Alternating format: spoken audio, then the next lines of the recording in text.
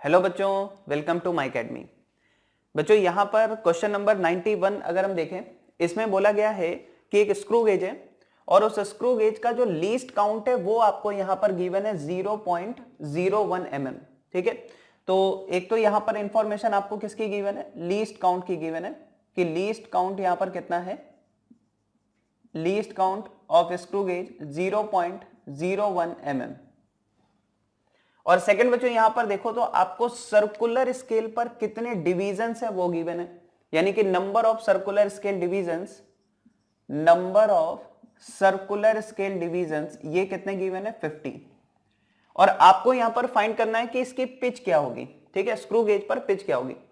तो बच्चों बहुत डायरेक्ट क्वेश्चन है ये, सिंपल सा। हमें पता है कि जो स्क्रू गेज है उसका जो लीस्ट काउंट होता है उसको हम क्या लिखते हैं, pitch divided by number of circular scale division, number of circular scale divisions. तो यहां से अगर आप देखो तो बच्चों लीस्ट काउंट की वैल्यू यहां पर हम पुट कर दें 0.01 mm, पिच हमको फाइंड करनी है कितनी है, और number of circular scale divisions यहां पर कितने हैं 50। तो यहां से अगर आप देखो तो पिच की जो वैल्यू आएगी वो यहां पर बच्चों 50 इंटू 0.01 mm आ जाएगी। और इसको अगर हम सॉल्व करें तो ये बच्चों आपको मिल जाएगा 0.5 mm। कितना मिल जाएगा, 0.5 mm। तो बच्चों यहां पर कौन सा ऑप्शन करेक्ट होगा, सेकंड ऑप्शन यहां पर करेक्ट होगा 0.5 mm। बच्चों यहां पर क्वेश्चन नंबर 92 हम देखने जा रहे हैं और ये क्वेश्चन बात कर रहा है मीन फ्री पाथ पर। ठीक है, मतलब कि कोई भी अगर गैस है और उसके गैस के मॉलिक्यूल्स का डायमीटर आपको यहां पर गिवन है d, और नंबर डेंसिटी। बच्चों नंबर डेंसिटी का मतलब यहां पर क्या है कि पर यूनिट वॉल्यूम में कितने गैस पार्टिकल्स हैं, number of particles per unit volume, वो यहां पर हमें कितना गिवन है n। और आपको फाइंड करना है या बताना है कि मीन फ्री पाथ का एक्सप्रेशन क्या होगा। बच्चों ये डायरेक्ट फॉर्मूला बेस्ड क्वेश्चन है। हमें पता है कि अगर हम यहां पर मीन फ्री पाथ की बात करते हैं, mean free path, mean free path का मतलब बच्चों ये है कि टू सक्सेसिव कोलिजन्स के बीच में, टू सक्सेसिव कोलिजन्स के बीच में ये जो एवरेज डिस्टेंस कवर करता है वो कितनी है। तो इसको यहां पर हम क्या लिख सकते हैं, डायरेक्ट फॉर्मूला बच्चों इसका 1/√2 पाई n इंटू डी स्क्वायर। क्या फॉर्मूला होता है, 1/√2 पाई n इंटू डी स्क्वायर। यहां पर बच्चों n क्या है, number of particles per unit volume, यानी कि नंबर डेंसिटी है। और d यहां पर क्या है कि कोई भी एक गैस मॉलिक्यूल है तो उस गैस मॉलिक्यूल का डायमीटर क्या है, वो यहां पर d है। तो बच्चों कौन सा आंसर करेक्ट हो जाएगा इसमें, फर्स्ट ऑप्शन यहां पर करेक्ट होगा 1/√2 पाई n डी स्क्वायर। ठीक है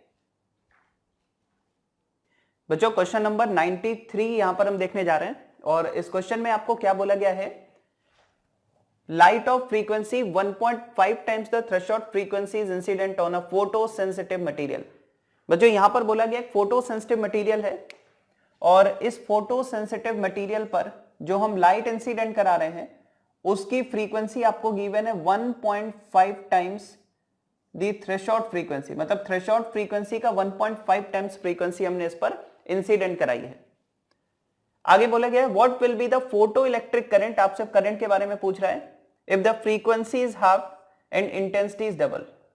बच्चों अगर आप ध्यान से देखें तो यहां पर जैसे ही इसने बोला फ्रीक्वेंसी हाफ हो गई, ठीक है, उसके आगे हमें किसी इंफॉर्मेशन की जरूरत ही नहीं थी। क्यों, देखिए आपके पास बच्चों यहां पर जो इनिशियल फ्रीक्वेंसी है, मतलब जो लाइट इंसिडेंट हो रही है उसकी फ्रीक्वेंसी आपको गिवन है 1.5 टाइम्स ऑफ थ्रेशोल्ड फ्रीक्वेंसी। और बच्चों जैसे ही इसको आप हाफ कर दोगे, यानी कि अगर हम देखें यहां पर न्यू फ्रीक्वेंसी क्या हो गई यहां पर, तो इसको हाफ कर दिया यानी कि 1.5 divided by 2 into threshold frequency, यानी कि ये आ गया 0.75 times that of threshold frequency.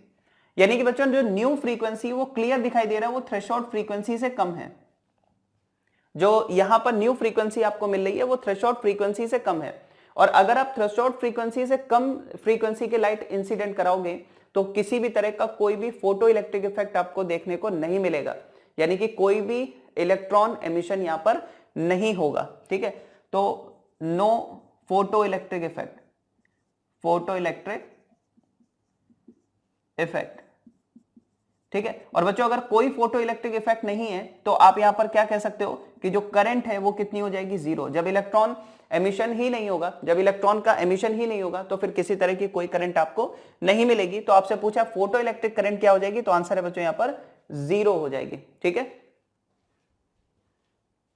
बच्चों, यहां पर क्वेश्चन नंबर 94 पर हम आते हैं। क्वेश्चन नंबर 94 में क्या बोला गया है कि एक रीजन है, एक स्पेस में बच्चों रीजन लिया गया है और जिस रीजन का वॉल्यूम आपको गिवन है। ठीक है, बहुत ज्यादा इससे कोई मतलब नहीं है। अगर आप आगे रीड करें तो इसमें बोला गया कि इस पर्टिकुलर वॉल्यूम में, इस पर्टिकुलर रीजन में जो इलेक्ट्रिक पोटेंशियल है वो यहां पर 5 वोल्ट है थ्रू आउट। इसका मतलब समझ रहे हैं क्या है कि बच्चों यहां पर आपको एक पर्टिकुलर रीजन गिवन है और इस रीजन के अंदर हर एक पॉइंट पर पोटेंशियल कितना है, 5 वोल्ट। हर एक पॉइंट पर पोटेंशियल यहां पर कितना है, 5 वोल्ट। यानी कि जो पोटेंशियल है वो बच्चों यहां पर 5 वोल्ट पर कांस्टेंट है। यही तो मतलब हुआ ना इस पर कि अगर हर एक पॉइंट पर पोटेंशियल 5 वोल्ट है, इसका मतलब आप क्या कह सकते हो, एक ऐसा स्पेस, एक ऐसा रीजन है जहां पर इलेक्ट्रिक पोटेंशियल की वैल्यू कांस्टेंट है। आगे आपसे क्या पूछा गया है, find the magnitude of electric field. बच्चों बहुत सिंपल सी बात है, अगर हम इलेक्ट्रिक फील्ड की बात करते हैं तो अगर पोटेंशियल कांस्टेंट है, जब पोटेंशियल चेंज ही नहीं हो रहा है तो इलेक्ट्रिक फील्ड क्या होगी, जीरो होगी। बहुत सिंपल सी बात है। अगर आप किसी भी डायरेक्शन में इलेक्ट्रिक फील्ड की बात करते हो, सपोज आपको एक्स डायरेक्शन में फील्ड चाहिए, तो इसका मतलब बच्चा होता है कि आपको नेगेटिव साइन के साथ एक्स डायरेक्शन में पोटेंशियल को डिफरेंशिएट करना होता है।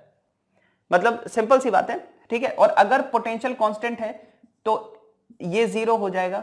इसी तरह जब आप यहां पर y डायरेक्शन में फील्ड फाइंड करोगे वो भी आपको जीरो मिल जाएगी। अब बच्चों यहां पर z डायरेक्शन में फील्ड फाइंड करेंगे तो वो भी आपको यहां पर जीरो मिल जाएगी, बिकॉज पोटेंशियल कांस्टेंट है। तो अगर पोटेंशियल कांस्टेंट है तो डायरेक्टली आप बोल सकते हो फील्ड यहां पर क्या होगी, जीरो। तो कौन सा ऑप्शन करेक्ट होगा बच्चों, यहां पर फोर्थ ऑप्शन यहां पर करेक्ट होगा। आंसर क्या होगा इसका, जीरो। बच्चों यहां पर क्वेश्चन नंबर 95 की बात करने जा रहे हैं। क्वेश्चन नंबर 95 में आपको यहां पर बोला गया है कि कॉपर के लिए, ध्यान दीजिएगा, कॉपर के लिए आपको यहां पर रेजिस्टिविटी का वेरिएशन बताना है टेम्परेचर के साथ क्या होगा। बच्चों डायरेक्ट एनसीईआरटी का क्वेश्चन उठाया है। एनसीईआरटी में आप देखें तो ये ग्राफ आपको गिवन है, कॉपर के लिए ग्राफ गिवन है, ठीक है, नाइक्रोम के लिए ग्राफ गिवन है और सेमीकंडक्टर्स के लिए भी ग्राफ गिवन है, ठीक है। तो डायरेक्ट वहीं से इस ग्राफ को उठाया गया और बहुत सिंपल सा है। और सबसे पहली बात तो ये समझिए, जैसे कॉपर, हम यहां पर बात कर रहे हैं बच्चों मेटल्स की, ठीक है। तो मेटल्स के लिए आपको एक बात पता है कि अगर आप टेम्परेचर इंक्रीज करेंगे तो रेजिस्टिविटी इंक्रीज होगी।